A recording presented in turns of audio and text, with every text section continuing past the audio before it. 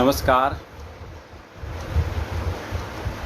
सारे प्रिय विद्यार्थी साथियों और साहित्य का ग्लोबल पेज को चलाने वाले हमारे साथी ऋषभ और उनके दोस्त सभी को मेरा नमस्कार अभिवादन। आज जैसा कि और यह हुआ कि आज आचार्य हजारी प्रसाद द्विवेदी की जन्म जयंती है और इस दिन आचार्य हजारी प्रसाद द्विवेदी के व्यक्तित्व को हम याद करें तो प्रश्न उठा कि किस तरह से उनको याद किया जाए। उनके वैचारिक लेखन, उनके रचनात्मक लेखन के बारे में बहुत सारी बातें हो चुकी हैं और बेहतर होगा कि आज के दिन उनके उस आचार्य व्यक्तित्व को, उनके गुरु व्यक्तित्व को, आकाश धर्मा जो गुरु व्यक्तित्व उनका है और अप्रतिम आचार्य व्यक्तित्व उनका है, उस पर बातचीत की जाए। तो मित्रों, अगले लगभग 40-50 मिनट तक जो भी बात मैं आपके सामने रखूँगा उसमें आचार्य हजारी प्रसाद द्विवेदी की स्मृतियों को नमन करते हुए उस आकाश धर्मा व्यक्तित्व के बारे में क्या बात करें। इतना विराट व्यक्तित्व, इतना विराट लेखन, तो कुछ एक एंगल से बातचीत करना ज़्यादा बेहतर होगा। तो मुझे लगता है कि मैं अपनी इस बातचीत को 2 भागों में बांट लूँ। पहला सोपान कि उनके परिवेश से उनका जो व्यक्तित्व निर्मित होता है, जो उनके गुरु और आचार्य व्यक्तित्व का निर्माण जिसमें होता है, एक पहला सोपान यह रखते हैं बातचीत का। और दूसरा सोपान रखते हैं जिसमें उनकी जो समृद्ध शिष्य परंपरा है वह आचार्य हजारी प्रसाद द्विवेदी के अध्यापक व्यक्तित्व को, उनके आचार्य व्यक्तित्व को, उनके गुरु व्यक्तित्व को किस तरह से आकलित करती है, कैसे देखती है, इसको देखना ज़रूरी है। तो मैं बातचीत शुरू करूं इसके पहले मैं आपको बता दूं कि स्रोत रूप में यों की बहुत सारी सामग्री है, लेकिन इस बीच में एक पुस्तक विश्वनाथ त्रिपाठी जी ने जो उनके स्मृतियों को लेकर उनका जो पुण्य स्मरण किया है, उन्होंने उसको जीवनी कहा जाए, स्मरण कहा जाए या तमाम सारी विधाओं का संश्लिष्ट रूप कहा जाए, व्योमकेश दरवेश वो आधार ग्रंथ है। आज जो बातचीत मैं करूंगा उसमें से ज़्यादा अंश मैं वहीं से लेकर बातचीत करूंगा। एक शिष्य का अपने गुरु को कैसे याद किया है, एक शिष्य ने कैसे सृजनात्मक तरीके से उनके पूरे वैचारिक, उनके सृजनात्मक, उनके जीवन संघर्षों को उन्होंने याद किया, उसको मुझे लगता है पढ़ना चाहिए आपको। हिंदी गद्य का, हिंदी के कथेतर गद्य का सर्वोत्तम रूप है उस पुस्तक में। इसके अलावा दूसरी परंपरा की खोज सर्वाधिक लोकप्रिय पुस्तक है जो उनके आलोचनात्मक और इतिहास दृष्टि को विवेचित करती है, क्योंकि आचार्य हजारी प्रसाद द्विवेदी पर चौथीराम जी ने भी बहुत अच्छा काम किया है और भी बहुत सारे लोगों ने लिखा है, विश्वनाथ प्रसाद तिवारी जी ने लिखा है। इन सब के बीच में आचार्य हजारी प्रसाद द्विवेदी के उस पूरे व्यक्तित्व के बारे में बातचीत करते हुए आप देखें तो उनकी एक लंबी संघर्ष यात्रा है। तमाम सारे रूप हैं उनके उस पूरे व्यक्तित्व के, उस विराट आचार्य व्यक्तित्व के। कैसे एक आचार्य काशी हिंदू विश्वविद्यालय में ज्योतिष की पढ़ाई करता है, पंडिताई करता है, कथा बाँचता है, उसके बाद वो उसकी जो अंतर यात्रा उनकी जो शुरू होती है शांति निकेतन से लेकर शिवालिक तक की, उस अंतर यात्रा में संघर्ष की जो एक यात्रा है, उससे आप भारतीय चेतना के बारे में भी समझ सकते हैं। एक साहित्य के आचार्य, एक ऐसे आचार्य के बारे में समझ सकते हैं, उनके बारे में बातचीत कर सकते हैं। हम समझ सकते हैं कि जो भारतीय चेतना, भारतीय परंपरा, भारतीय वैदिश्य, भारतीय ज्ञान मीमांसा में जो आचार्य की परंपरा है, उस रूढ़ को तोड़ने वाले आचार्य थे आचार्य हजारी प्रसाद द्विवेदी। आचार्य हजारी प्रसाद द्विवेदी शास्त्रों को अपने अंदर आत्मसात करते हुए भी शास्त्र से बाहर की बात करते थे, लोक की बात करते थे। वो यों कि पंडित थे। आप ध्यान दीजिए कि लोक में पढ़े लिखे लोगों के बीच में, अपने शिष्यों के बीच में वह पंडित जी के नाम से मशहूर हुए। उनको सब पंडित जी कहते थे। लेकिन वो भारतीय मेधा, भारतीय चेतना का वह पंडित, वह आचार्य, वह गुरु जो लोक के निकट है, लोक की जो जनधर्मी चेतना है उसके वो निकट है। आप ध्यान दीजिए कि वो तमाम सारे संस्कारों के साथ जीते हैं, किसी चीज़ का लवादा नहीं ओढ़ते, पंडिताई को बोझ की तरह नहीं लेते। वो इन सब के बीच में विषम से विषम परिस्थिति आती है तो कभी विचलित नहीं होती। उनकी जिजीवसा, उनकी चेतना, जो उनका जो संघर्ष है, जो भारतीय मन का संघर्ष है, भारतीय किसानी जीवन का जो संघर्ष है, कृषक जीवन का जो संघर्ष है, आम जीवन में जो तुलसी का रामचरितमानस जिसमें बसा हुआ है, जिसमें कबीर का फक्कड़पन बसा हुआ है, जिसमें रविन्द्रनाथ टैगोर की मानवीय जिजीवसा, जिसे महामानव समुद्र की यात्रा कहते हैं, वो जिसमें रचा बसा है। इसके साथ साथ बहुत सारे शिष्यों की एक पूरी समृद्ध परंपरा।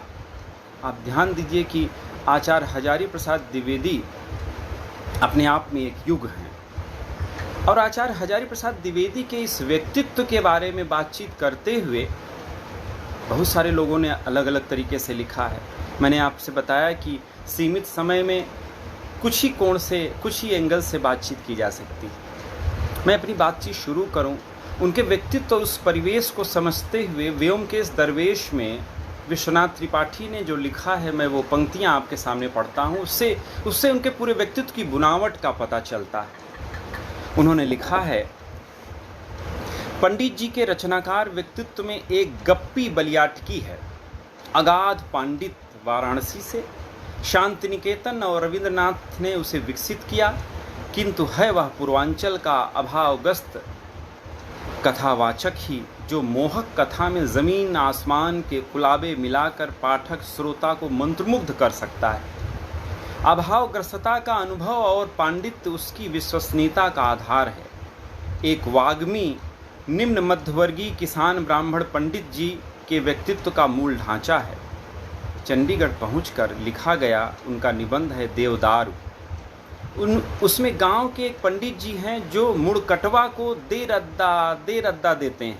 मुझे लगता है पंडित जी के रचनाकार में देवदारू के वे लठधारी पंडित जी समाविष्ट हैं। स्मरणीय है कि वे गुरुवर लोकवादी आचार्य थे तो आकाश धर्मा गुरु भी थे। आप ध्यान दीजिए कि व्योमकेश दरवेश की ये पंक्तियाँ विश्वनाथ त्रिपाठी जी ने जो लिखा है, जो आचार्य हजारी प्रसाद द्विवेदी के शिष्य थे। आप ध्यान दें कि किस तरह से इन पंक्तियों के माध्यम से आचार्य हजारी प्रसाद द्विवेदी का पूरा व्यक्तित्व निर्मित हो जाता है। व्यक्तित्व कैसे स्पष्ट होता है कि कैसे वो एक आकाश धर्मा गुरु थे। और देवदारू के उस पंडित जी को याद करते हैं जो मुड़कटवा को दे रद्दा मारता है। उस लठधारी पंडित जी को याद करते हैं। एक अभावग्रस्त ब्राह्मण को याद करते हैं। इन सब के बीच में आप ध्यान दीजिए गप्पी बलियाटकी है, उनमें एक देशज जो अंदाज है, उनका जो स्थानीयता है, उसमें जो रचे पगे हैं, वह उन सबको लेते हुए वो अपने जीवन भर इन चीज़ों के साथ वो जिए। वो बड़ी से बड़ी जगह पर रहे, लेकिन कैसे अपनी ज़मीन के साथ जुड़कर, मनुष्यता के साथ जुड़कर, उसकी उदात्तता के साथ जुड़कर वह बड़ी बात करते हैं। और इस तरह से भारतीय परंपरा का ये एक व्यापक जो स्रोत है और आधुनिकता की जो चेतना है, उसके दोनों के समन्वय थे आचार्य हजारी प्रसाद द्विवेदी। आप उसको वैसे भी कह सकते हैं कि आचार्य हजारी प्रसाद द्विवेदी भारतीय परंपरा की समृद्ध विरासत के पोषक थे। इन सब के बीच में वह उस लिखत परंपरा को अपने साथ तो लेकर चलते ही हैं, इसके साथ साथ वह उस मौखिक परंपरा को भी लेकर साथ चलते हैं, जो जीवन में सौंदर्यबोध पैदा करता है, जो जीवन विवेक पैदा करता है, जो जीवन में जीने की कला पैदा करता है। उसके लिए किसी शास्त्र की ज़रूरत नहीं होती। आप ध्यान दीजिए कि इसीलिए वह शास्त्रज्ञ होते हुए भी उतने ही बड़े लोकवादी आचार्य थे। और उनका लोक तुलना नहीं करनी चाहिए, लेकिन अपने समकालीनों, यहाँ तक कि बाद के बड़े आचार्यों से भी ज़्यादा व्यापक है। आज के समय में भी जो लोक जिसे कहते हैं, उस लोक धर्मी चेतना के अगर हमारी भारतीय मनीषा में, हिंदी जगत में, हिंदी पट्टी में किसी एक आचार्य का हम नाम लें तो आचार्य हजारी प्रसाद द्विवेदी उसमें आते हैं। आचार्य हजारी प्रसाद द्विवेदी का पूरा व्यक्तित्व तो उसमें दिखाई देता है। मित्रों, ये सारी बातें आचार्य हजारी प्रसाद द्विवेदी के व्यक्तित्व के साथ कैसे रूपायित होती हैं। लेकिन आचार्य हजारी प्रसाद द्विवेदी का जो रचनात्मक परिवेश है, जो उनकी अंतरयात्रा है, उसको आप देखें तो कैसे संघर्ष के साथ वह जीते हैं। उन संघर्षों, उस परिवेश के साथ उनकी रचनात्मकता का विकास होता है और एक नए पड़ाव के साथ वह जीवन संघर्ष को आगे बढ़ाते हैं अपने। चूँकि विद्यार्थियों के बीच ये बात हो रही है तो मुझे लगता है उनकी जो रचनाएं हैं उनको भी उस परिवेश से आप देखें तो कैसे निर्मित करते हैं वह। उस निर्माण की प्रक्रिया में मुझे लगता है 4 सोपान दिखाई पड़ते हैं। पहला सोपान है 1930 से लेकर 1950 का समय शांति निकेतन का। दूसरा सोपान है 1950 से लेकर 60 तक का काशी हिंदू विश्वविद्यालय में हिंदी विभाग के यशस्वी आचार्य और अध्यक्ष के रूप में।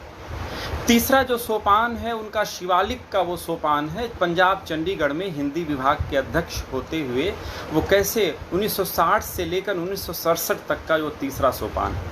और जो चौथा सोपान है 1967 से लेकर बाद तक का, फिर पुनः काशी हिंदू विश्वविद्यालय में। इन 4 सोपानों में उनकी रचनात्मक अंतरयात्रा कैसे बढ़ती है, किन किन संघर्षों के साथ वो जीते हैं, किन विषमताओं से लड़ते हैं वह। हिंदी पट्टी, हिंदी क्षेत्र, हिंदी विश्वविद्यालयों की जो क्षुद्र राजनीति है उसके कैसे शिकार होते हैं, उस पूरी जातीय संरचना के वो शिकार होते हैं। वो उन सब के बीच में तमाम संक्रियताएं जिसके बारे में इसीलिए कबीर को पसंद करते हैं। कबीर जिनसे लड़ रहे थे, इस आधुनिक काल में आकर भी कैसे हजारी प्रसाद द्विवेदी इस दौर में कैसे संघर्ष करते हैं इन क्षुद्रताओं के साथ, उसके शिकार होते हैं। इन सब के बीच में इन सारी चीज़ों को अगर आप देखें और परखें तो आपको लगेगा कि आचार्य हजारी प्रसाद द्विवेदी के व्यक्तित्व को किस तरह से देखा और परखा जा सकता है। मैं क्रम से थोड़ी बातें करूंगा आपसे। मित्रों, पहला सोपान जो है वह है शांति निकेतन का। शांति निकेतन की वह यात्रा उनकी जिसमें वो जाते हैं, आप ध्यान दीजिए, ज्योतिष के शिक्षक, व्याकरण और गणित के शिक्षक और साहित्य के भी शिक्षक के रूप में। और उस दौर में जो वहाँ उनका व्यक्तित्व विकसित होता है, एक संस्कारी ब्राह्मण, संस्कृत से जो ज्योतिष की शिक्षा लेकर कथावाचक का व्यक्तित्व लेकर वहाँ गया था, उसके बीच में कैसे उस विरासत को लेकर वहाँ शांति निकेतन जब वह पहुँचते हैं तो बंगाल की वह भूमि, शांति निकेतन की वह भूमि, जो सांस्कृतिक विराट चेतना जो उसकी है, जो लोकतांत्रिक चेतना है, जो ज़्यादा व्यापक मनोभूमि का विस्तार जो करती है, वहाँ जाकर उनका व्यक्तित्व एकदम बदलता है। उनके व्यक्तित्व में एक नई धार और नया तेज वहाँ पैदा होता है, जिसे बार बार मैं कोट किया है। उन्होंने महामानव समुद्र की बात वह करते हैं। रविन्द्रनाथ टैगोर के साथ जो उनकी मुलाकात हुई, उस मुलाकात के साथ कैसे उनके व्यक्तित्व में एक परिवर्तन आता है। उस परिवर्तन पर बातचीत करते हुए वो आप ध्यान दीजिए कि बनारसी दास चतुर्वेदी को एक पत्र लिखते हैं। उस पत्र में वो अपने व्यक्तित्व के टर्निंग पॉइंट की बातचीत करते हैं। उस टर्निंग पॉइंट की बातचीत करते हुए वह बताते हैं कि जीवन में टर्निंग पॉइंट की बात आपने पूछी है। मेरे जीवन की सबसे बड़ी घटना शांति निकेतन में गुरुदेव का दर्शन पाना है। रविंद्रनाथ को देखने का जिस दिन मुझे अवसर मिला, वह दिन मेरे अनेक जन्म के पुण्यों का फल था। मैंने बिल्कुल नई दृष्टि और नया विश्वास पाया। मित्रों, ये उनके व्यक्तित्व में जो निर्मिति हुई, जो एक नई तेजस्विता आई, जो लोक की जो नई धार उनके अंदर पैदा हुई, जीवन को, साहित्य को पढ़ने का एक नया नज़रिया वहाँ उनको मिला। इन सब के बीच में वहाँ पर आप ध्यान दीजिए, आचार्य क्षिति मोहन सेन, नंदलाल बसु, विधुशेखर शास्त्री, बनारसी दास चतुर्वेदी से उनका साबका हुआ। और इसके साथ साथ हिंदी जगत से ही, इस इलाहाबाद से, प्रयाग से, काशी हिंदू विश्वविद्यालय काशी से, यहाँ के जो साहित्यकार आसपास के जो वहाँ यात्राएं होती थी, उन सब के साथ मिलकर शांति निकेतन में आचार्य हजारी प्रसाद द्विवेदी का एक व्यक्तित्व निर्मित होता है। और उस व्यक्तित्व में आचार्य हजारी प्रसाद द्विवेदी की जो रचनात्मक अंतर यात्रा होती है, उसमें सूर साहित्य वह 1930 में लिखते हैं। आप ध्यान दीजिए, कबीर जैसी पुस्तक 1941-42 में उसी समय आती है। उसी समय 1940 में हिंदी साहित्य की भूमिका वह लिखते हैं और 1946 के आसपास उनकी सबसे सर्वोत्कृष्ट कालजयी कृति, जिसे क्लासिक कृति का दर्जा दिया जाता है, बाणभट्ट की आत्मकथा, ये उसी शांति निकेतन के पहले पड़ाव की रचनाएं हैं मित्रों।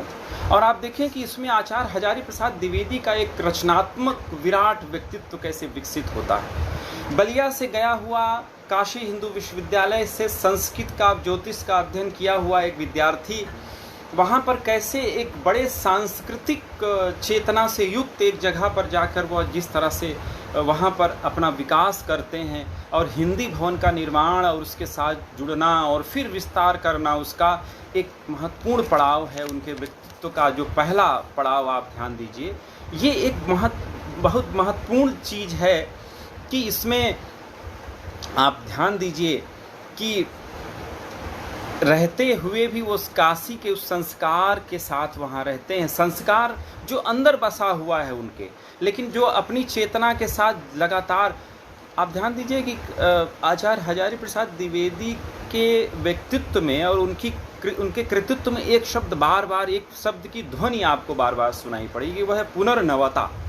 आप ध्यान दीजिए, पुनर्नवता का मतलब ये है कि आचार्य हजारी प्रसाद द्विवेदी अपने समय में हर समय एक जो पुरानी चीज़ थी उसको ग्रहण करते हुए एक नई चीज़ कैसे उससे निर्मित हो सकती है, समय के साथ उसमें नयापन कैसे आ सकता है, इसकी बात वह करते हैं। इसीलिए पुनर्नवा उन्होंने उपन्यास अंतिम दौर में यूँ की रचा, लेकिन उनके जीवन भर वो पुनर्नवता की बात करते रहे। ये महत्वपूर्ण चीज़ है आचार्य हजारी प्रसाद द्विवेदी के व्यक्तित्व में। शांति निकेतन का जो संस्कार है, जो रचाव है, जो सृजन है, रवीन्द्रनाथ टैगोर के साथ जो मुलाकात है और उसकी जो प्रकृति है, वहाँ पशु पक्षियों के साथ, प्रकृति के साथ जो लगाव उनका होता है, वह उनको एक विराट व्यक्तित्व उनका बनाता है।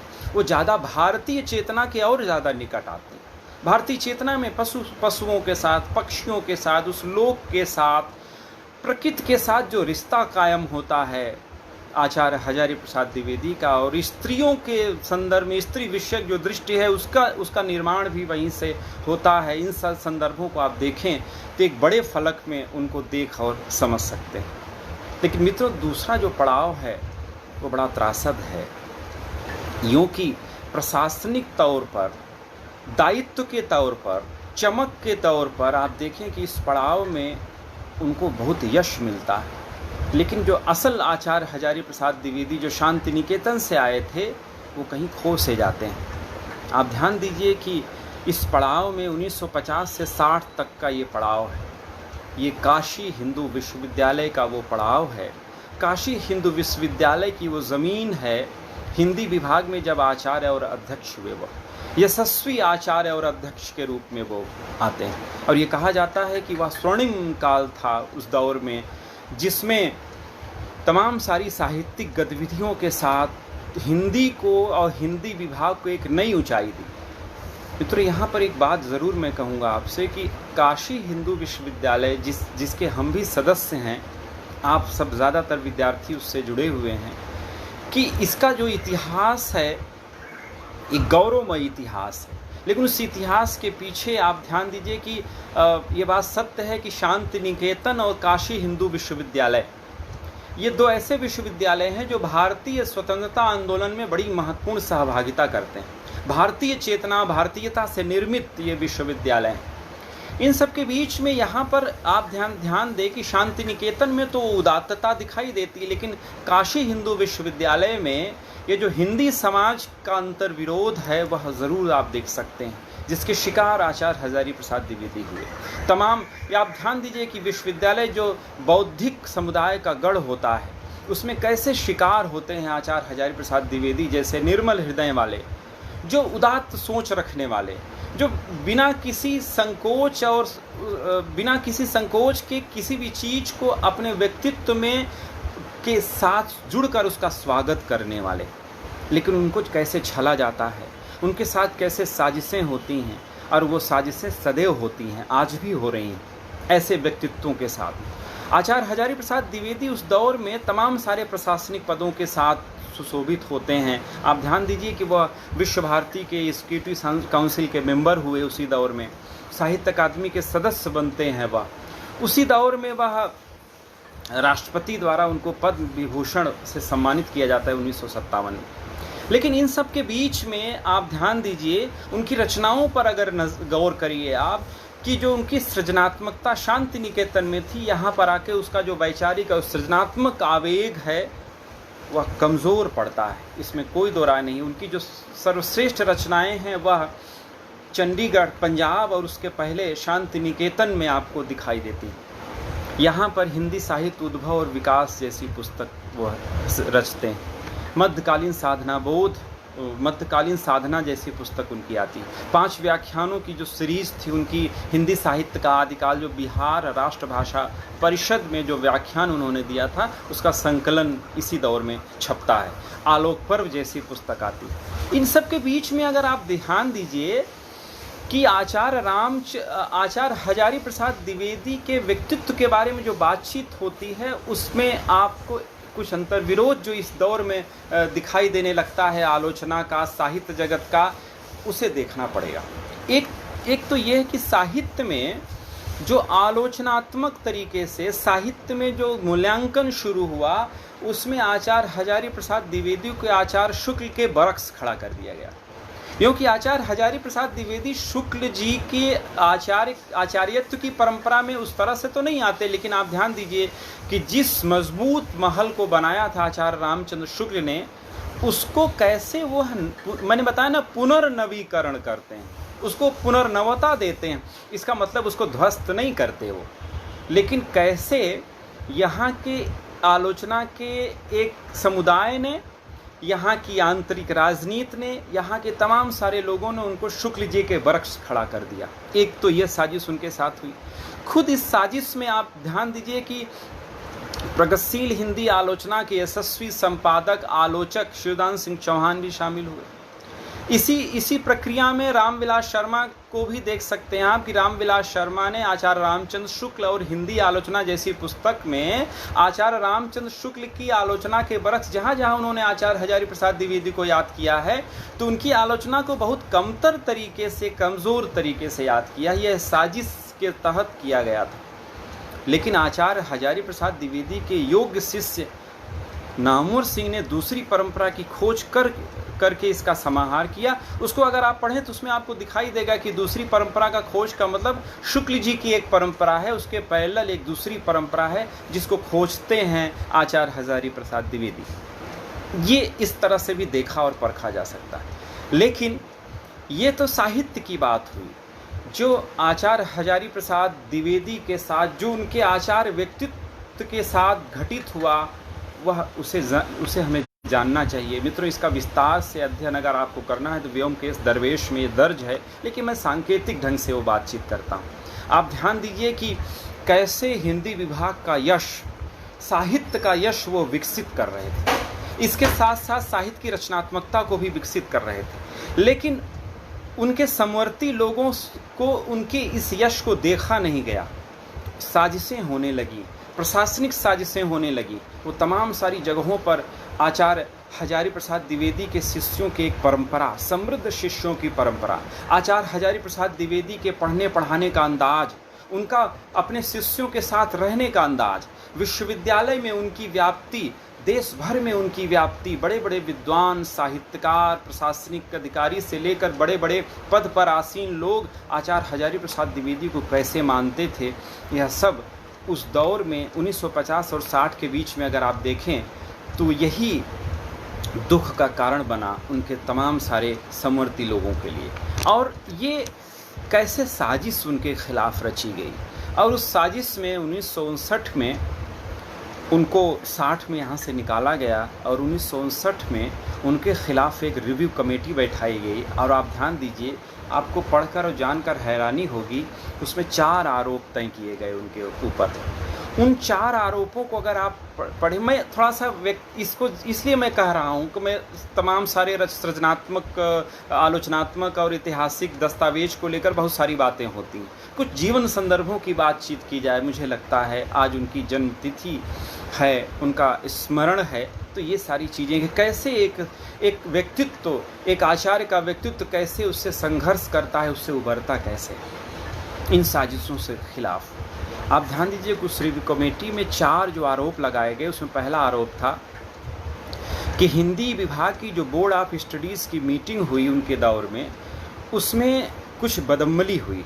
उसमें पहला जो आरोप उनके ऊपर लगाया गया कि पद्मावती शबनम द्वारा मेरा वृहद का जो संपादन हुआ उसको संस्तुत किया गया था, लेकिन उसको उन्होंने नहीं लगाया। उसकी जगह परशुराम चतुर्वेदी का जो मीराबाई की पदावली संग्रह है उसको उन्होंने पाठ्यक्रम में लगाया।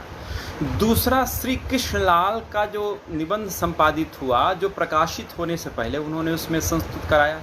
तीसरा जो आक्षेप उनके ऊपर लगाया गया कि पृथ्वीराज का जो संक्षिप्त संस्करण है उसको भी इसी तरह से उन्होंने लगा दिया। और चौथा जो उनको ऊपर आरोप लगा कि बासंती पत्रिका का जो संपादक मंडल था उसमें वो शामिल थे और वह पत्रिका लगातार कैसे इसके खिलाफ, किसके खिलाफ, विश्वविद्यालय के खिलाफ वह अभियान चलाए हुए थी। ये चारों आरोप उनके ऊपर लगाकर उनको यहाँ से निकाला गया। और मित्रों, यह पत्र उन्हें दिल्ली में मिला।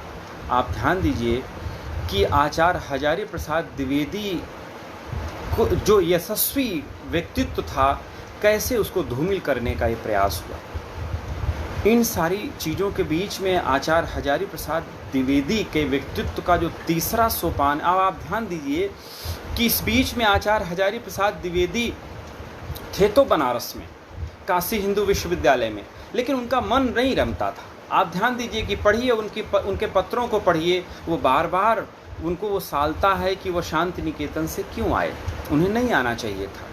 इसके पीछे की वो तमाम सारी साजिशों को आप देख और समझ सकते हैं। मित्रों, इसके बाद तीसरा पड़ाव आता है आचार्य हजारी प्रसाद द्विवेदी का, और जो तीसरा पड़ाव आता है वो शिवालिक की यात्रा है। शिवालिक में शांति निकेतन से बनारस, फिर बनारस से शिवालिक, और एक ऐसा व्यक्तित्व उनका निर्मित होता है जो देवदारू के जैसा व्यक्तित्व, जो कुटज जैसा व्यक्तित्व। मित्रों, इसके पहले कि वहाँ पर उसकी बात मैं करूं, उनके जो योग्य शिष्य विश्वनाथ त्रिपाठी ने व्योमकेश दरवेश में एक बात कही है, वो मैं ज़रूर आपसे शेयर करना चाहूँगा। उन्होंने एक अंश लिखा है, उस अंश में ये बता अपनी उस पुस्तक में कि आचार्य हजारी प्रसाद द्विवेदी जब हटाए गए यहाँ से, उन तमाम सारे प्रशासनिक मकड़जाल से युक्त लोगों के बीच में तो एक नई परंपरा हिंदी विभाग की शुरू हुई। इसके पहले हिंदी विभाग में जो नियुक्तियां हुई थीं वो सब हिंदी के शिक्षक नहीं थे। आप ध्यान दीजिए कि इसमें बताया उन्होंने कि कैसे आचार्य रामचंद्र शुक्ल किस थे, केशव प्रसाद मिश्र किस तरह से आए, वो भी हिंदी से सीधे जुड़े हुए नहीं थे। बाबू श्याम सुंदर दास भी विमल बीए पास थे। आप ध्यान दीजिए कि ये सारी की सारी चीज़ों को लेते हुए आचार्य हजारी प्रसाद द्विवेदी ज्योतिष विभाग के विद्यार्थी थे, लेकिन इन सब का व्यक्तित्व एक युग की तरह व्यक्तित्व था जो निर्मित करते, जिनसे हिंदी विभाग जाना जाता है, जिससे हिंदी विभाग काशी हिंदू विश्वविद्यालय आज भी जाना जाता है। लेकिन उसके बाद की वह परंपरा खत्म हो गई। उसके बाद ऐसे लोग आए जो प्रशासनिक चीज़ों में दखल रखते थे, जो चाटुकारिता करने वाले व्यक्तित्व के थे, जो जोड़ तोड़ करने वाले व्यक्तित्व के थे, जो साहित्य में रमने वाले लोग नहीं थे, जिनका व्यक्तित्व बड़ा नहीं था उस स्तर से जैसा होना चाहिए, जैसा इन आचार्यों का था। और आज भी अगर हम हिंदी विभाग का नाम लेते हैं तो आचार्य रामचंद्र शुक्ल के लिए याद किया जाता है, केशव प्रसाद मिश्र के लिए याद किया जाता है, लाला भगवान दीन के लिए याद किया जाता है, वो याद किया जाता है आचार्य हजारी प्रसाद द्विवेदी के लिए। और आप ध्यान दीजिए उसमें जो बिंदु उन्होंने लिखा है वो बहुत काबिल गौर है। मैं वो पढ़ रहा हूँ आपके लिए, जो विश्वनाथ त्रिपाठी ने लिखा है। उससे आप विश्वविद्यालयों की उस सारी राजनीति के बारे में भी जान सकते हैं। उन्होंने लिखा है कि काशी विश्वविद्यालय, ध्यान दीजिएगा, काशी विश्वविद्यालय इसका नाम था, काशी हिंदू विश्वविद्यालय नहीं था। ये शुरू में काशी विश्वविद्यालय के हिंदी विभाग का विक्रमादित्य सिंहासन खिसक गया था। हिंदी में बिना एमए किए साहित्य इतिहास के दिशा निर्देशक विभागाध्यक्षों श्याम सुंदर दास, रामचंद्र शुक्ल, केशव प्रसाद मिश्र, हजारी प्रसाद द्विवेदी की परंपरा अब टूट गई थी। अब कुशल विभाग प्रशासक अध्यक्षों की परंपरा का प्रवर्तन हुआ, जो अध्यापक विद्वान साहित्यकार से अधिक नियम उपनियमों के जानकार थे। समय समर्थ शुभचिंतकों की बैठकी में उखाड़ पछाड़ में माहिर थे। एक शेर लिखा इसमें विश्वनाथ त्रिपाठी ने कि किसी ने फिर न सुना दर्द के फसाने को, मेरे न होने से राहत मिली ज़माने को। आप ध्यान दीजिए कि ये पंक्ति वो अपने कैसे गुरु को याद करते हुए लिखते हैं और ये बताते हैं कि उसके बाद की जो परंपरा थी उसमें कुछ अगर आप अपवाद स्वरूप छोड़ दें तो यह बात सही है कि क्या हिंदी विभाग काशी हिंदू विश्वविद्यालय क्या और कि यहाँ पर प्रशासनिक तौर पे दक्ष उठापटक करने वाले, उखाड़ पछाड़ करने वाले जो यशस्वी लोग हुए हैं वही ज़्यादा सफल हुए हैं। ये हिंदी साहित्य और हिंदी विभागों की राजनीति भी इसमें दर्ज हो रही है, इसको समझने की ज़रूरत है। एक और बात इसी से जुड़ी हुई आपको बता दें कि जैसे आचार्य हजारी प्रसाद द्विवेदी यहाँ से गए, आप ध्यान दीजिए चंडीगढ़ चले गए, उसके बाद जस्टिस भगवती यहाँ के वाइस चांसलर बनते हैं और हिंदी विभाग में एक बड़ा कार्यक्रम हुआ और हिंदी विभाग में बड़ा कार्यक्रम हुआ, उसमें उनको बुलाया गया और हिंदी विभाग की दशा देखकर उन्होंने उसमें कहा भाषण में अपने कि आचार्य इस विभाग का यश आचार्य हजारी प्रसाद द्विवेदी के समय जो था अब वह नहीं रह गया है, इसका मुझे दुख है। और आचार्य हजारी प्रसाद द्विवेदी को विश्वविद्यालय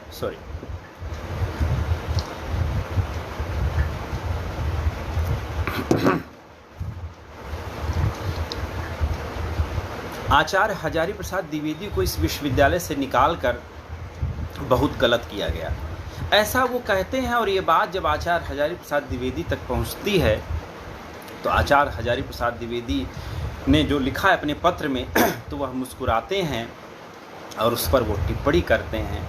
वो मैं टिप्पणी नहीं पढ़ रहा हूँ, बहुत सारी चीज़ें उसमें हैं, मैं छोड़ते हुए तीसरे पड़ाव की तरफ आता हूँ। मित्रों, यह जो तीसरा पड़ाव है जो चंडीगढ़ विश्वविद्यालय में हिंदी के विभागाध्यक्ष बन के वो पहुँचे, ये गाढ़े का साथी उनका माना जाता है। इसी दौर में देवदार और कुटच जैसे निबंधों की रचना करते हैं। उसमें जो संकेत आते हैं वो कैसे देवदार का वृक्ष विषम परिस्थिति में भी कैसे तना खड़ा रहता है। कुटच को लेकर वो जो प्रतीक रचते हैं वह बहुत महत्वपूर्ण है और उस प्रतीक में वो जो बातचीत करते हैं उसमें आप ध्यान दीजिए, कुटच में वो जो दर्ज करते हैं वो मैं पढ़ता हूँ, जो उनका अपना खुद का निजी दुख है कैसे कुटच के साथ जोड़कर उस अपनी पुरानी अंतर यात्रा के साथ जोड़कर उसमें दर्ज करते हैं वह। और एक जिज्ञासा, एक चेतना और एक अपनेपन में जो ठसक है, जो व्यक्तित्व है, जो भारतीयता की चेतना है, जो स्वाभिमान की चेतना है, उस चेतना के साथ कैसे वो उसमें शामिल होते हैं। मित्रों, इस संदर्भ को लेते हुए आप देखें तो कुटच के अंश पढ़ने लायक है, जिसमें वह कहते हैं दुख और सुख तो मन के विकल्प हैं। सुखी वह है जिसका मन परवश है। परवश होने का अर्थ है खुशामद करना, दांत निपोरना, चाटुकारिता, हाँ हुजूरी।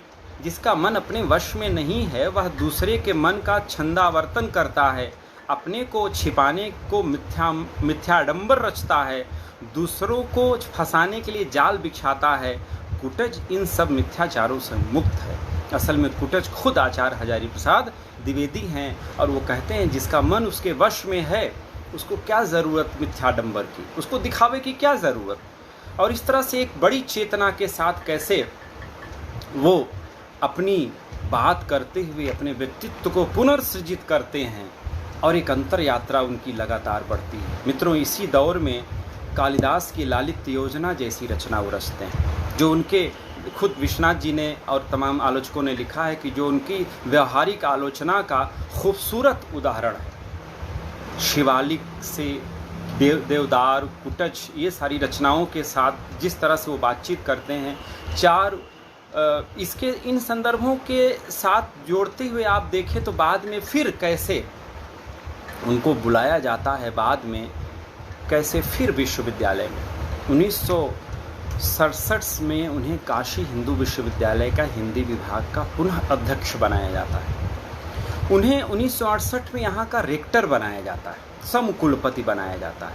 और इस बीच में उनके पास जिस तरह से जो नई चीज़ होती है उनके साथ, लेकिन उनका मन वो पहले जैसा मन नहीं था काशी को लेकर। आप ध्यान दीजिए, वो पुनर्नवा 1973 में वो रचते हैं, अनाम दास का पोथा 1976 में रचते हैं, और इस बीच में 1979 में उनका देहांत होता है। एक अंतर यात्रा मैं आपसे इसलिए साझा कर रहा था कि कैसे उस उठापटक के बीच में उस परिवेश के साथ कैसे आचार्य हजारी प्रसाद द्विवेदी की रचनात्मक अंतर यात्रा, उनके व्यक्तित्व की अंतर यात्रा, उसके साथ वो विकसित होते हुए कैसे बढ़ते हैं। मित्रों, एक पक्ष तो यह मुझे बातचीत करनी थी आपसे, मैं इसमें बहुत सारे तंतु और हैं, मैं छोड़ता हूँ इसको। मैं दूसरा पक्ष आपसे बातचीत करता हूँ जो खास है, मुझे लगता है वो ज़्यादा ज़रूरी है, कि कैसे कुटज जैसा व्यक्तित्व, देवदार जैसा व्यक्तित्व, और भारतीय चेतना में एक तरफ लालित्य योजना पर लिखने वाला वह आलोचक, भारतीय चेतना में, भारतीय साहित्य में परंपरा के विवेक पर लिखने वाला, परंपरा और आधुनिकता के समन्वय के साथ नई चेतना से उसको निर्मित करने वाला आलोचक, हिंदी आलोचना को एक नई परंपरा के साथ विकसित करने वाला आलोचक, जिसे दूसरी परंपरा का अन्वेषक भी कहा जाता है, इसके साथ साथ मिथकों पर लिखने वाला आलोचक, इन सब के बीच में भारत में शास्त्र और लोक के बारे में बातचीत करते हुए एक लोक की व्यापक रचनात्मक भूमि को निर्मित करने वाला आलोचक, मानवीय चेतना को, मनुष्य को साहित्य के केंद्र में रखने वाला आलोचक, इन सब के बीच में बार बार यह कहना कि मुझे 1000 साल में कबीर जैसा व्यक्तित्व मुझे दूसरा नहीं दिखाई देता, इसका मतलब यह कि कबीर का फक्कड़पन उन्हें पसंद आता है, कबीर का प्रश्न करने का तरीका उन्हें पसंद आता है। और वो यह जब कहते हैं अपनी रचनाओं में कि किसी से मत डरो, गुरु से भी मत डरो, सबसे बेलौस प्रश्न करो, तो ये जो चेतना है भारतीय चेतना, जो जिसे तेजस्वी भारतीय चेतना कहते हैं, जो निर्गुण संतों से उन्हें मिली थी, जो सिद्धों के यहाँ से उनको मिली थी, इन सब की निर्मिति के साथ वो एक कैसे एक विराट उनका व्यक्तित्व बनता है आचार्य हजारी प्रसाद द्विवेदी का। उसके छांव तले, या कहा जाए उनके उस व्यक्तित्व के बीच में किस तरह से विस्तार के साथ आप ध्यान दीजिए कि कैसे एक पूरी शिष्य मंडली के बारे में बातचीत की जाती है, कैसे उनकी शिष्यों के बारे में बातचीत की जाती है। एक लंबी शिष्य परंपरा, हिंदी साहित्य में आचार्य हजारी प्रसाद द्विवेदी के शिष्यों की सबसे समृद्ध परंपरा है, जो हिंदी जगत में सबसे बड़े। मित्रों, उसी पुस्तक में जो शिष्यों की फहरिस्त है, मैं कुछ नाम पढ़ता हूँ आपके सामने, और एक दो बातें और उनके गुरु और उनके अध्यापन व्यक्तित्व पर करके अपनी बात समाप्त करूँगा। मैं उनकी शिष्य मंडली में जो महत्वपूर्ण शिष्य हैं, नामवर सिंह, विश्वनाथ त्रिपाठी, शिव प्रसाद सिंह, रामदरस मिश्र, बाबा कारंत, रविंद्रनाथ श्रीवास्तव, केदारनाथ सिंह, रमेश कुंतल मेघ, रविंद्र भ्रमर, त्रिभुवन सिंह, गंगा प्रसाद विमल। मित्रों, ये इस पूरी फहरिस्त में आप देखें कि हिंदी के मूर्धन्य विद्वान, बड़े आलोचक, यशस्वी आलोचक, और अपने गुरु को कैसे वो याद करते हैं, गुरु के बारे में कैसे लिखते हैं। आचार्य हजारी प्रसाद द्विवेदी के व्यक्तित्व और उनके कृतित्व और उनकी आलोचना को लेकर पतली सी किताब है दूसरी परंपरा की खोज, बेहतरीन आलोचनात्मक कृति है वह नामवर सिंह की, जिसमें वह शुक्ल जी के बरक्स आचार्य हजारी प्रसाद द्विवेदी की इतिहास दृष्टि को कैसे एक नवीन इतिहास दृष्टि के रूप में याद करते हैं और समृद्ध विरासत के रूप में उसको स्थापित करने की कोशिश करते हैं। वो किताब हमारे विद्यार्थियों के बीच में बहुत लोकप्रिय है, उस पर मैं बातचीत नहीं करता। मैं बात करना चाहता हूं उनके उस अध्यापक व्यक्तित्व के बारे में। मित्रों, अध्यापन के बारे में क्या बातचीत किस तरह से की जाए, मुझे लगता है ये बहुत ज़रूरी है इन अंशों को पढ़ना कि कैसे उनका व्यक्तित्व एक हंसमुख व्यक्तित्व था, निश्चल हंसी थी उनकी, और अट्टहास करके हंसते थे वह। और आप ध्यान दीजिए कि उनकी हंसी के बारे में खूब लिखा गया है। और अपने पर भी वो हंसते थे। जो अपने पर हंस सकता है, जो खुलकर हंस सकता है, उसे दुनिया की कोई भी क्षुद्र ताकत पछाड़ नहीं सकती। जो आचार्य हजारी प्रसाद द्विवेदी के साथ हुआ, वो कभी जीवन के संघर्षों में हारे नहीं। वो अपने को नवीन करते गए। और किस तरह से एक बेलौस जो हंसते थे, वो हंसी उनकी उस किसानी जीवन की तरह थी। वो किसान की हंसी थी, वो उस भारतीय बुजुर्ग की हंसी थी, या कहा जाए उस भारतीय मनई की हंसी थी कि जो जीवन में संघर्ष करता है, तमाम सारी विषमताओं से लड़ता है, 2 जून की रोटी के लिए भी संघर्ष करता है, लेकिन इन सब के बीच में हंसने का कोई मौका वह छोड़ता नहीं। वह हंसता है, वो साहित्य में जीता है, वह कथाओं में जीता है। वो तमाम सारी बातों को लेकर उनका व्यक्तित्व इस तरह से निर्मित होता है, लेकिन वह स्वाभिमानी होता है। और इस तरह से अपने परिवार को, अपने समाज को, अपने देश को, अपने राष्ट्र, अपनी जातीय चेतना को, सबको लेकर किस तरह से चलता है, जो आचार्य हजारी प्रसाद द्विवेदी लेकर चले।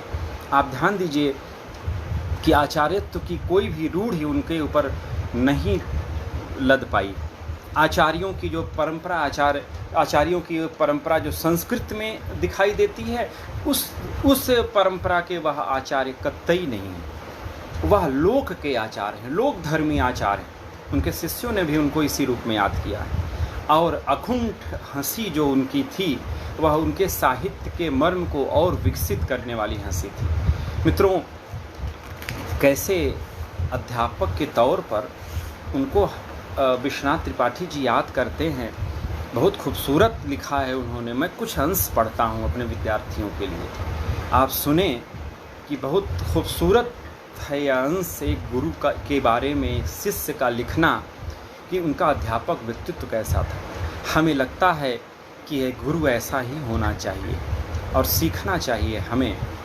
उन्होंने लिखा है व्योमकेश दरवेश में कि द्विवेदी जी क्लास के बाहर एक ही जैसा बोलते थे। वे शास्त्रज्ञ तो थे, लेकिन उनकी शास्त्रज्ञता लोकोन्मुख थी। किताब की बातें ज़्यादातर वह जीवन से जोड़ते, साहित्य की व्याख्या वह जीवन संदर्भों में करते।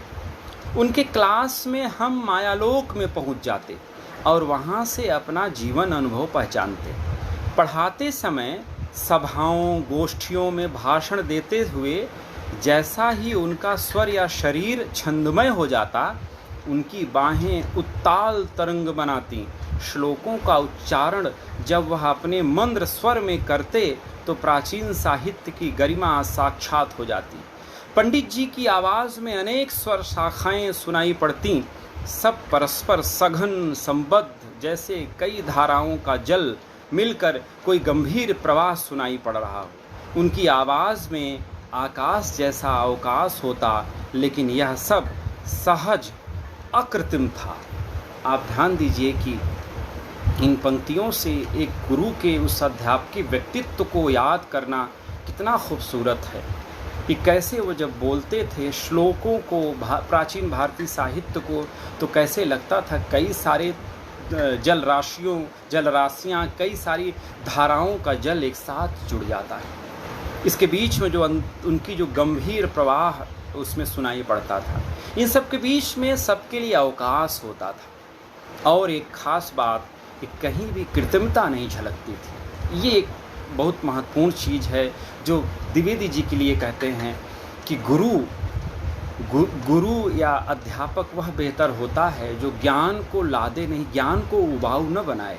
वो जब पढ़ाए तो ज्ञान को सहज करके पढ़ाए और पढ़ता हुआ विद्यार्थी उसके साथ कैसे सम्मिलित हो जाए, उसको खुद भी वहाँ स्पेस मिले, इसके बीच में एक उदात्तता और गंभीरता की छवि वहाँ पर दिखाई पड़े।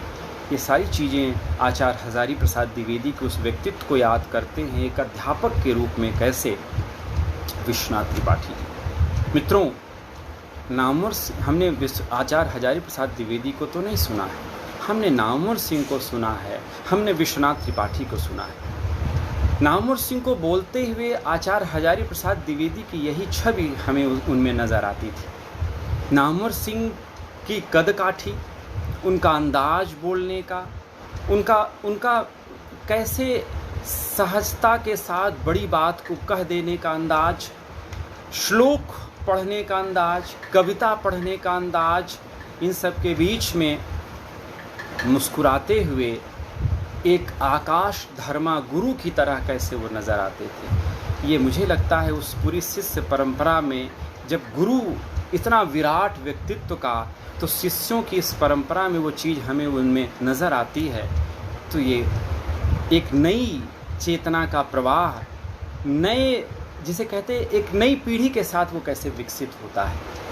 तो हमने द्विवेदी जी को तो नहीं देखा, हमने देखा है नामवर सिंह को, हमने देखा है विश्वनाथ त्रिपाठी को, उनमें वो अक्स हमें दिखाई देता है। एक चीज़ और कि आप ध्यान दीजिए कि पंडित जी की क्लास के बारे में, आचार्य हजारी प्रसाद द्विवेदी की क्लास के बारे में विश्वनाथ त्रिपाठी ने अपनी इस पुस्तक में लिखा है, और वो बहुत महत्वपूर्ण लिखा है उन्होंने, कि सप्ताह में एक दिन वह ऐसी क्लास लेते थे जो पाठ्यक्रम से बाहर की क्लास होती थी। वह क्लास बहुत महत्वपूर्ण क्लास होती थी। उसमें हम लोग सवाल पूछते थे और वो जवाब देते थे, वो संवाद करते थे हमसे, और कई बार वह पूछते थे और हम लोगों का संवाद होता था।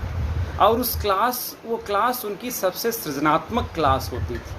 आप ध्यान दीजिए कि ये जो चीज़ है ये ज़रूरी है किसी विश्वविद्यालय के लिए। विश्वविद्यालय के निर्माण में रचनात्मकता जिसे कहते हैं, विश्वविद्यालय में जो स्पेस होता है, इन सारी चीज़ों को पढ़ने के बाद हमें लगता है कि आचार्य इसी तरह से होना चाहिए। विश्वविद्यालय में पठन पाठन को इसी तरह से देखना और पढ़ना चाहिए। मित्रों, हम जिस दौर में हैं, इस दौर में पढ़ाई लिखाई को लेकर, गुरु और शिष्य को लेकर कुछ कहने की बात नहीं है। कितनी कृत्रिमता आ गई है, कितना बनावटीपन आ गया है। शास्त्र को लेकर, परंपराओं को लेकर, संवाद को लेकर स्पेस बहुत कम बचा है। अगर है भी तो चीज़ें रटी रटाई आती। कैसे हम निर्माण की प्रक्रिया से कोसों दूर चले जा रहे हैं। हर विद्यार्थी जो अपने व्यक्तित्व के साथ अपने को निर्मित करना चाहता है, एक गुरु से जो अपने व्यक्तित्व के अपने सांचे में वो विकसित होना चाहता है, वहाँ स्पेस उसको नहीं मिलता। उस पर चीज़ें थोपी कैसे जा रही हैं। ये चाहे शिक्षा की प्रणाली हो हमारी, चाहे विश्वविद्यालय की प्रणाली हो, इन सारे बिंदुओं से आप उसका मूल्यांकन करें तो आपको लगेगा कि लगातार हम आधुनिकता की तरफ बढ़ रहे हैं, कि हम विकास कर रहे हैं, कि हम पतन की ओर बढ़ रहे हैं। यही कारण है कि आप ध्यान दीजिए कि 21वीं सदी में विश्वविद्यालयों में, ये तो मैं नहीं कहता कि कमज़ोर हो रहा है सब कुछ, लेकिन ये बात सत्य है कि वैसे आचार्य क्यों नहीं निर्मित हो रहे हैं। वो शिष्यों की वो परंपरा, शिष्यों की वो भूख क्यों नहीं मिट पा रही है। तो मुझे लगता है कि इसके लिए ये नहीं कह रहे हैं कि आचार्य हजारी प्रसाद द्विवेदी जैसे हम बन सकते हैं, लेकिन हम सीख सकते हैं। उस पूरी परंपरा से हमें सीखना पड़ेगा। संवाद धर्मिता हमें सीखनी पड़ेगी। चीज़ों को देखने का एक नज़रिया जो द्विवेदी जी जैसे विराट व्यक्तित्व का था, उससे हमें सीखना चाहिए। क्लास में, बातचीत में वो स्पेस हमें विद्यार्थियों के साथ पैदा करना चाहिए। हमें आचार्य हजारी प्रसाद द्विवेदी से यही सब वो आचार्यत्व की वो परंपरा हमें उनसे वो सीखना चाहिए। और आचार्य हजारी प्रसाद द्विवेदी के बहुत सारे संस्मरण इस तरह से लिखा है शिष्यों ने। ये बात सही है कि आज के समय में आचार्य हजारी प्रसाद द्विवेदी को अगर हम याद करें तो उनके उन व्यक्तित्व को, उनके उस सृजनात्मक व्यक्तित्व को अगर आप देखें, उनके निबंधकार व्यक्तित्व को, उनके आलोचक व्यक्तित्व को, उनके इतिहासकार व्यक्तित्व को, उनके गुरु व्यक्तित्व को, सब एक दूसरे से घुले मिले। वहाँ कहीं कोई एक दूसरे से अलग नहीं है। उनके उपन्यासों के पात्रों को अगर आप पढ़िए, उनके निबंध को पढ़िए, उनके इतिहास लेखन की इतिहास दृष्टि को अगर आप पढ़िए, उनकी आलोचना के विवेक को अगर आप पढ़िए, मनुष्य की चेतना को लेकर, मानवीय जिजीवसा को लेकर, परंपरा के स्वाभाविक विकास को लेकर जिस तरह से बातचीत करते हैं, लगातार आत्मालोचन की जिस तरह से वो बातचीत करते हैं, वो एक समृद्ध परंपरा है। और इन सारी चीज़ों के बीच में आप ध्यान दीजिए कि जिसे हम पश्चिम की परंपरा का जो आक्रांत रूप है, जो पश्चिमी आधुनिकता का जो आक्रांत रूप है, आचार्य हजारी प्रसाद द्विवेदी जी जैसे आचार्य उस परंपरा के बरक्स से एक भारतीय चेतना की जो परंपरा निर्मित करते हैं, एक वैज्ञानिक परंपरा जो ज़्यादा विस्तार है जिसका। मित्रों, आज 21वीं सदी में जबकि हम सिमटते जा रहे हैं, इस दौर में कोरोना काल का जो दौर, ये संक्रमण का जो दौर चल रहा है, महामारी का जो दौर चल रहा है, इसमें कैसे हम अपने आप में सिमटते चले जा रहे हैं। उस आकाश धर्मा गुरु को याद करते हुए, उस विराट व्यक्तित्व आचार्य और गुरु को याद करते हुए, उस महान विभूत को याद करते हुए जो हमें अपने निकट लगता है, इस विश्वविद्यालयी परंपरा की क्षुद्रताओं से कैसे अलग वो हमें नज़र आते हैं।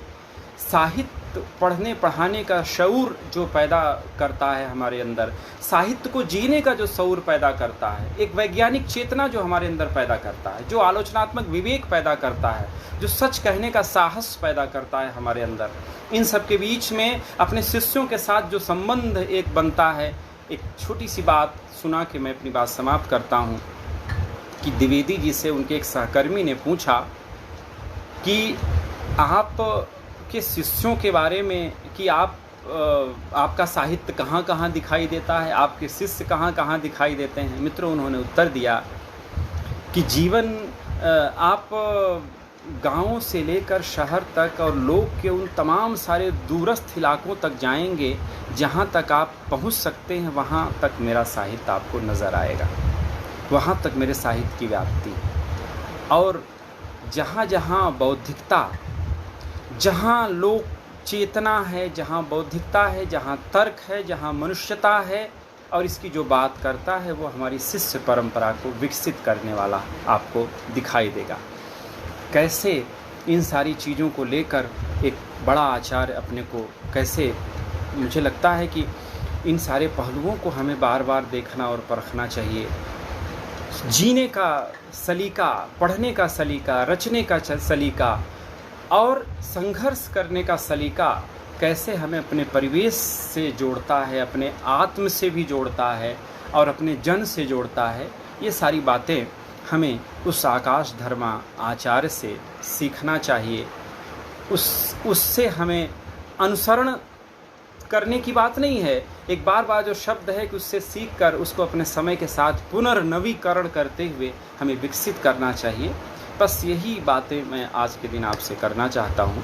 बहुत सारी बातें हैं उस बड़े व्यक्तित्व के बारे में, बहुत बड़ी बड़ी बातें करना मुझे लगता है कि थोड़ा जो पढ़ा मैंने, जो समझा, वो मैं आपसे के सामने मैंने रखा। सभी का अभिवादन और खूब ढेर सारी शुभकामनाएं और उस विराट व्यक्तित्व को नमन। नमस्कार।